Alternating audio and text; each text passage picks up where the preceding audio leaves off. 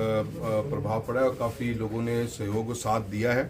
मैं मेरे उन सभी किसान साथियों का धन्यवाद देना चाहता हूं जिन्होंने पूरे चूरू जिले के अलग अलग गाँव से, अलग अलग कोनों से, रतनगढ़ से लेकर सुजानगढ़ तक, सरदार शहर, तारानगर, राजगढ़, चूरू, बहुत से सभी किसान ट्रैक्टरों के मार्फत चूरू की तरफ बढ़े और जिला प्रशासन ने उनको अलग अलग जगह रोका। काफ़ी हमारे किसान साथियों को परेशानियां भी आई, काफ़ी हमारे किसान साथियों को अरेस्ट भी किया गया।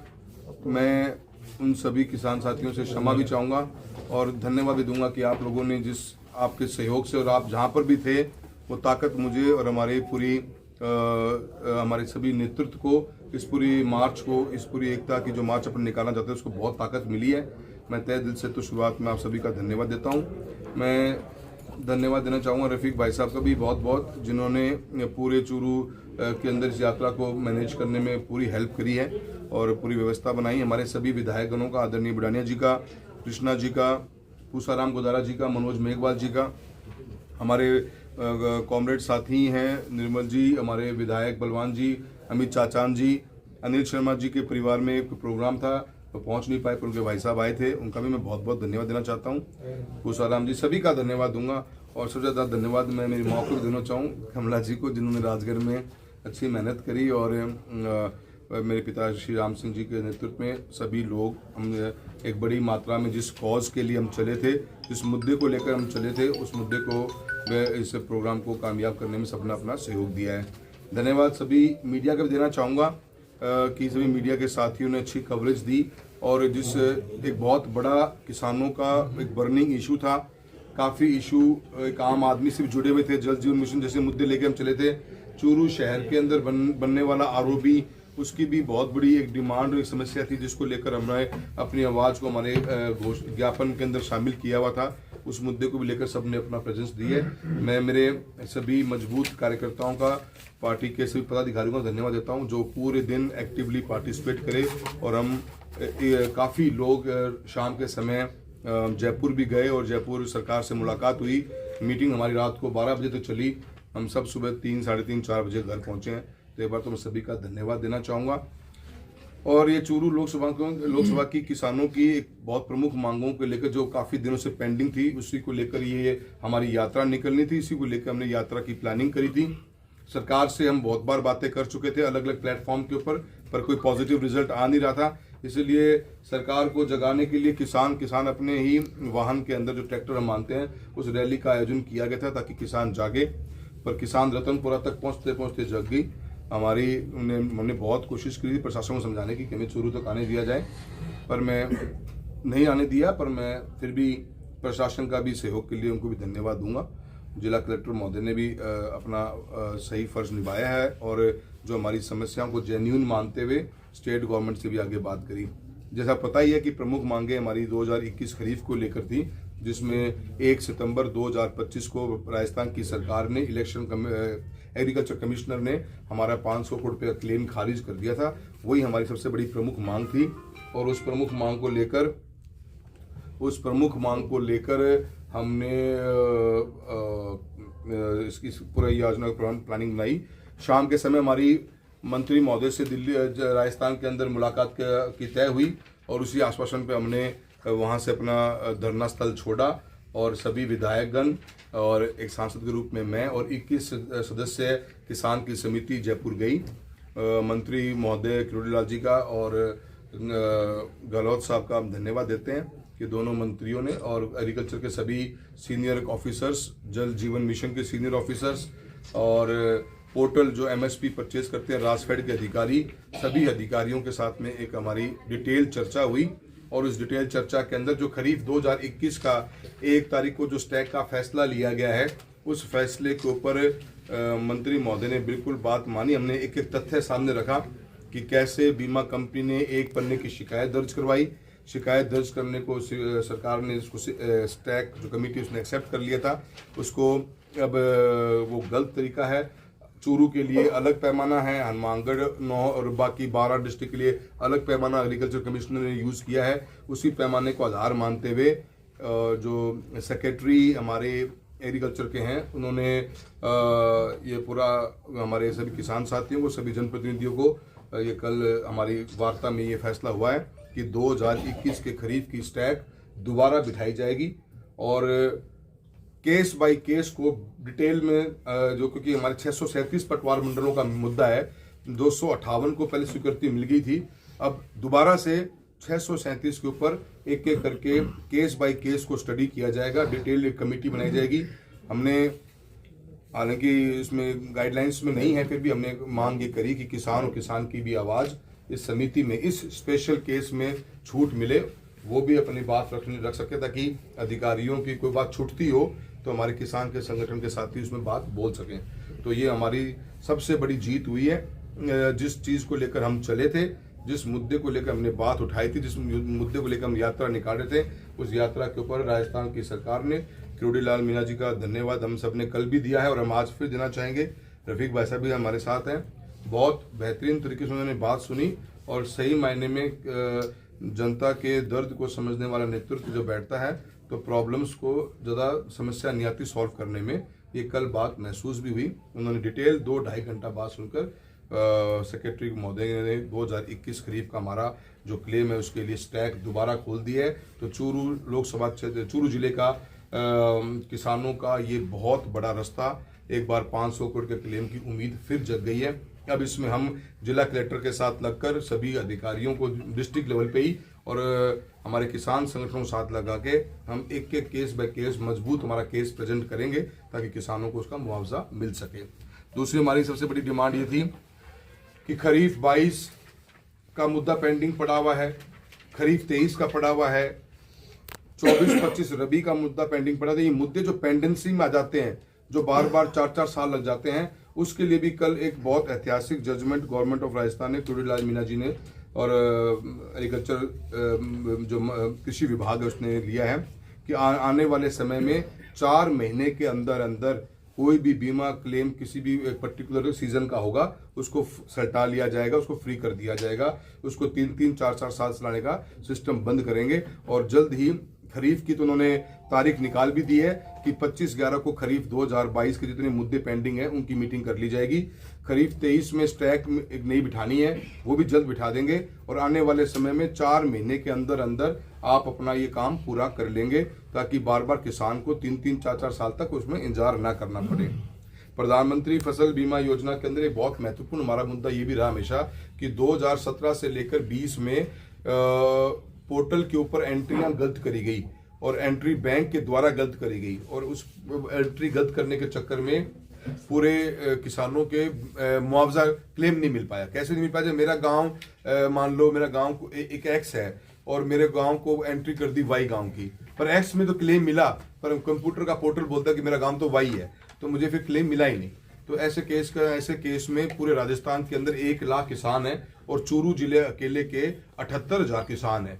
हमने वो मेहनत 2023 में कर ली थी, पूरा डेटा इकट्ठा करके पेन ड्राइव में डाल के हमने भारत सरकार को दिया हुआ भी है। उसके लिए भी मंत्री महोदय ने गाइड कल आदेश निकलवा देंगे, कह दिए उन्होंने कि जिला कलेक्टर केस बाय केस बीमा कंपनी के अधिकारियों को, बैंक के अधिकारियों को बिठा के उनका भी निपटारा करेगा। तो हम उम्मीद करते हैं कि जो हमारे 78,000 किसान जिनका क्लेम 4 साल से पेंडिंग पड़ा हुआ है उनको भी क्लेम मिलने का काम हो जाएगा। MSP के ऊपर भी हमने बात करी है। ये खरीफ का रबी का कौन सा है? ये सारे ही है, ये 17 से लेकर 22 तक 20 तक के हैं जितने भी क्लेम जो पोर्टल पे जिनकी एंट्रियां बैंक के द्वारा गलत कर दी गई। वो किसान है, उन किसानों के बारे में। MSP के ऊपर हमने बात ये करी है। MSP हमारी 2 महत्वपूर्ण डिमांड थी। एक तो पोर्टल दोबारा खोला जाए, उसके लिए सरकार ने हाँ भर दी है। तो चूरू जिले में मूंग की और मूंग और मूंगफली की पोर्टल अभी काफी किसान वंचित रह गए हैं, तो उसके लिए दोबारा पोर्टल खोली जाएगी। दूसरा जांच की जाएगी कि कैसे गिरदावरी की रिपोर्ट में गलत फसलें दिखाई गई हैं। किसी ने मूंग बो रखा है, दिखा दिया गुआर उसकी भी जांच की जाएगी। और तीसरा हमने ये कहा है कि जब MSP की खरीद चालू होती है तो भ्रष्टाचार का आलम गजब हो जाता है। 25-25 हजार देने पड़ते हैं कि पिकअप वाले को जो मूंगफली लेके आता है।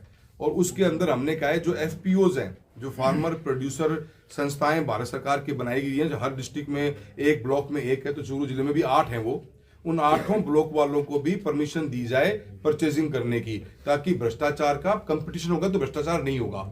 अभी एक ही आदमी को बार बार देते हैं तो उसमें बहुत चोरियां और बहुत करप्शन होता है, तो उसको भी हमने सुनिश्चित करवा दिया है। यूरिया और डीएपी की डिमांड जो हमारी है उसके लिए हमारे जिले में हमने पिछले साल सादुलपुर में डीएपी यूरिया का रैक पॉइंट सादुलपुर में खुलवा लिया था।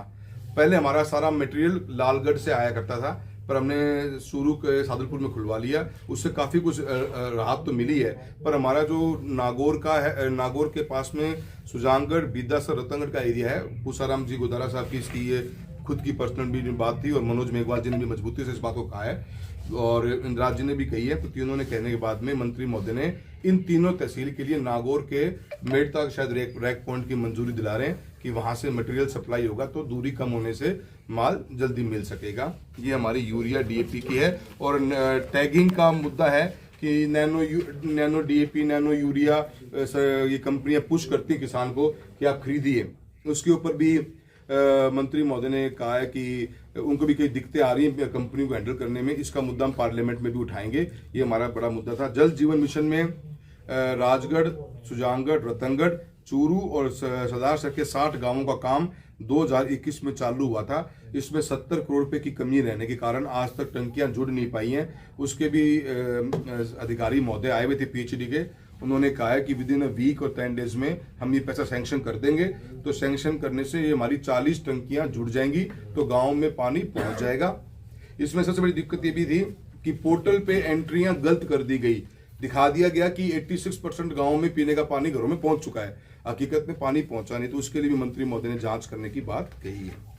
एक हमारा आरडीएसएस का मुद्दा था जिसमें हम एग्रीकल्चर का और घरेलू के जो फीडर है उनको अलग अलग करने का काम कर रहे हैं। वो टेंडर निकले हुए बहुत दिन हो गए हैं। उस टेंडर को भी जल्द से काम चालू करने का हमने डिमांड करी थी, तो मंत्री महोदय ने उसको अधिकारियों ने बात करी है। और दूसरा, हमारे जिले में आरडीएसएस से हम भारत सरकार से 48,000 ढानियों का नए कनेक्शन का प्रस्ताव पास करा के ला चुके हैं, जो 350 करोड़ रुपए का टेंडर है, जिसका टेंडर अवार्ड भी अक्टूबर के महीने में हो गया।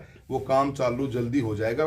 कॉन्ट्रैक्टर सर्वे कर रहा है। पर साथ साथ में क्या है कि ये जो डेटा हमारे पास में ये था, ये 2 साल पुराना डेटा है, तो काफी किसान और भी अब ढानियों में कनेक्शन करना चाहते हैं। उसके लिए भी हमें सरकार से ये बात करी है। सरकार ने विश्वास दिलाया कि दोबारा से कोई व्यवस्था की जाएगी कि नए कनेक्शन जोन लेना चाहता है उसका हम डेटा कलेक्ट करके उनको भी बिजली देने का काम करें। हमारा नौहर फीडर का बहुत बड़ा मुद्दा है। नौहर के अंदर नौहर फीडर आती है हरियाणा से, उसके साथ में बरवाली फीडर भी चलती है। दोनों नहरें साथ चलती हैं। नहरों में चोरी बहुत होती है। हमने 2 साल पहले 124 करोड़ रुपए की डीपीआर सैंक्शन करवाई थी, जिस डीपीआर का काम आज तक पूरा नहीं हुआ। अब उसके लिए मंत्री महोदय कल भी कहा है कि उन्होंने अधिकारियों से बात भी करी है, वो डीपीआर का काम पूरा हो जाए तो बरवाली फीडर को अलग कर देंगे और नौहर फीडर अकेले सिर्फ राजस्थान के लिए रह जाएगी, जो नौहर के क्षेत्र में काफी बड़ा लाभ देगी। तो 124 करोड़ के पैसा सैंक्शन भी पड़ा हुआ है, पर डीपीआर बनने में देरी हो रही थी। झींगा मछली पालन के लिए बहुत पॉजिटिवली सेक्रेटरी महोदय ने भी इंटरवीन किया है, क्योंकि झींगा को भी हम कृषि की किस्म मानते हैं, पर राजस्थान सरकार के अंदर कहीं ना कहीं इसके ऊपर एक काफी अलग अलग विचार थे। और हमारी झींगा मछली पालन के उद्योग को आगे बढ़ावा देने के लिए हमें बिजली की दरों में कमी चाहिए। हमारा और हरियाणा का 8 से 9 रुपए प्रति यूनिट का फर्क है। तो मंत्री महोदय ने इसके लिए हमसे प्रस्ताव मांगा है, हम भी लिख के देंगे और भी सभी जनप्रतिनिधि लिख के देंगे। और राजस्थान सरकार आने वाले बजट के अंदर पूरा विश्वास दिला रही है कि हम इसको कृषि की एक्टिविटी मानते हुए इसकी दरों में कमी लाएंगे। तो चूरू जिले में 15,000 हेक्टेयर जमीन के ऊपर झींगा मछली पालन करने का बहुत बड़ा पोटेंशियल है। झींगा हिंदुस्तान से 70,000 करोड़ का एक्सपोर्ट होता है। हालांकि भी अमेरिका ने काफी टैक्स लगा दिए, अब नया मार्केट ऑस्ट्रेलिया और न्यूजीलैंड भी मिला है हिंदुस्तान को, तो इसको हम काफी प्रमोट करना चाहते हैं। मंत्री महोदय ने हमारी इस बात को भी माना है। चूरू एलिवेटेड रोड की हमारी डिमांड ये थी कि उस एलिवेटेड रोड के ऊपर जो अभी पुल बना है वो पुल नीचे उतरेगा। एक तो वो पैसा बचा हुआ है, 127 करोड़ रुपए रिपेयरिंग के दिए हुए थे, वो पैसा बचा हुआ था। और तीसरा पैसा भारत राजस्थान सरकार को देना था। मुख्यमंत्री खुद की घोषणा है, हमने इस मुद्दे को डे 1 पे रेज किया था कि अगर 4 लेन 2 लेन उतार दोगे नीचे फिर ऊपर चढ़ा दोगे, इस तरह से पुल बनेगा तो चूरू तहसील और चूरू शहर के लोगों के लिए बहुत बड़ी समस्याएं आएंगी। तो मंत्री महोदय अविनाश जी ने भी इस बात को रखा, मजबूती से माना है। काम रुकवा दिया गया है और जल्द से जल्द इसका बजट सैंक्शन करके ये पूरे को एलिवेटेड रोड बनाने के लिए जो हम डिमांड करते हैं, ये सरकार का ये ही एक ऐसा मुद्दा था जिसमें हमें पैसों की रिक्वायरमेंट थी। सरकार ने इसके लिए दोनों मंत्रियों ने हाँ भरी है और वो इसके बारे में आगे बात काम इस पूरे आरोपी का रुका नहीं, सिर्फ हम जहाँ पे डाउन जाएंगे रतन की तरफ वहां पे लगेगा। कुछ हमने नीतिगत ऐसी समस्याएं जो नीतिगत हैं, जो कुछ भारत सरकार को भी करनी है और कुछ राज्य सरकार को भी करनी है। तो नीतिगत फैसले आने वाले जब भी सरकार मीटिंग करे, हमने वो डिमांड हमारे हिसाब से रखी है। जैसे प्रधानमंत्री फसल बीमा योजना के अंदर क्रॉप की जो आइडेंटिफिकेशन होती है कि भाई हम कहाँ क्रॉप कटिंग करेंगे, वो सैटेलाइट से करना शुरू कर दिया था गवर्नमेंट ने। तो उसको हमने बंद करवाया कि भाई सैटेलाइट से ना हो, ये डायरेक्ट अजमेर रेवेन्यू बोर्ड ही सैंपल दे तो ही किसान को फायदा है। क्योंकि 24 के अंदर अभी जो रबी का सीजन गया हमारा, पिछले साल का, हमारा क्लेम मात्र 30-35 करोड़ पे ही आया है। और पहले के अगर आप टाइम देखोगे तो हमारा क्लेम 250-300 करोड़ पे आता था। तो उसमें बहुत बदमाशियां होती हैं। दूसरा, व्यक्तिगत नुकसान हो जाता है। मेरा किसान ने मेरी फसल काट ली, फसल काटने के बाद खेत में रखी भी है, अंदर तूफान आ गया, मेरी फसल खराब हो गई। तो 72 घंटे में शिकायत दर्ज कराना और फिर बीमा कंपनी को एक टाइम पीरियड में आके चेक करने का प्रावधान है। पर बीमा कंपनी इस बार 15-15, 20-20 दिन तक नहीं आई। 20-20 दिन में आने किसान ने अपनी फसल उठा ली। उठाने से क्या हुआ कि किसान को नुकसान हुआ। हमने इस बार पाबंद कराया है सरकार को कि अगर बीमा कंपनी नहीं आएगी 10 दिन के अंदर अंदर, तो फिर किसान को उसका क्लेम पूरा मिलना चाहिए, जो भी उसकी व्यवस्था बने। 2 बातें कही हैं। तीसरी, हमने खाली एक बात पीएम धन धान्य योजना बनाई। उसके अंदर कई सारी गवर्नमेंट की स्कीमों को मिलाकर राजस्थान, हिंदुस्तान के 100 जिले लिए हैं, जिसमें राजस्थान के 8 जिले हैं, हमारा जिला भी शामिल है। उसमें दाल जो हमारी थी, उन्होंने तूर, मसूर और उड़द, उन 3 दालों को लिया हुआ, जो हमारे यहाँ क्षेत्र में नहीं होती है, न नागौर में होती है, न बीकानेर में होती। तो हमने सरकार से कहा कि आप भारत सरकार को पत्र लिखिए और धन धान्य योजना के अंदर जो एडिबल ऑयल मिशन का प्रोग्राम चल रहा है और दालों का प्रोग्राम है, उसमें चूरू की मूंग, मोठ और चने को शामिल कराया जाए ताकि किसानों को उसका लाभ मिल सके। चौथी लास्ट बात, हमने जो नीतिगत फैसला मांगा है कि भावांतर स्कीम जो मध्य प्रदेश और हरियाणा में चल रही है, उस स्कीम के अंदर आप देखोगे कि ये हमारे पास पूरी लिस्ट भी हमने मंत्री महोदय को प्रोवाइड कराई है कि 2024-25 में मूंगफली का भाव एमएसपी थी 6783 रुपए और मार्केट भाव था 4600 रुपए। मार्केट भाव नहीं था, 4600 रुपए के अंदर गवर्नमेंट ने जब फसल कट के आई तो अपना पुराना माल ऑक्शन कर दिया 4600 रुपए के अंदर। तो गवर्नमेंट को घाटा हुआ 8100 रुपए प्रति क्विंटल घाटा हुआ और किसान को मंडी में भाव मिला नहीं। तो इसके कारण क्या है, दोनों मार पड़ती है। गवर्नमेंट आज जो परचेसिंग कर रही है वो अगले सीजन से 2 महीने पहले बेच देती है, ऑक्शन कर देती है। ऑक्शन खरीदने जाते हैं मिल वाले, और मिल वाले जब खरीदते हैं तो किसान को फिर मार्केट में, मंडी में भाव मिलता नहीं है। तो भावांतर स्कीम को ढंग से study government of India Rajasthan करे, भारत सरकार को भी भेजे और भारत सरकार को भेज के इसके अंदर नीतिगत फैसला लाए ताकि हमारे मूंगफली पैदा करने वाले किसानों को उसका लाभ मिल सके। ये हमारे प्रमुख मुद्दे थे और इसको सिर्फ और सिर्फ चूरू एलिवेटेड रोड की बात करी, इसमें सरकार ने हाँ भरी है। किसानों को मैं कहना चाहता हूं कि अपनी लड़ाई जो अपने लड़ी, जिस मुद्दे को अपन लेकर चले, उसमें अपने को बहुत मजबूती और बहुत पॉजिटिव कामयाबी मिली है। दोबारा से स्टैक खोलना बहुत बड़ा, मैं इसको मानता हूं कि ये अपना फायदा होगा इसमें। और 2021 के अंदर इस बार जिला कलेक्टर के साथ में हमने किसान के प्रतिनिधियों को शामिल करवाया है ताकि किसान की कहीं बात दबती हो तो वो हमें सही समय पर बता सकें और हम उस मुद्दे को फिर से उठा सकें और ये रिपोर्ट बना के जल्द से जल्द राजस्थान सरकार को भेजेंगे ताकि किसानों को 21 का बीमा मिल सके।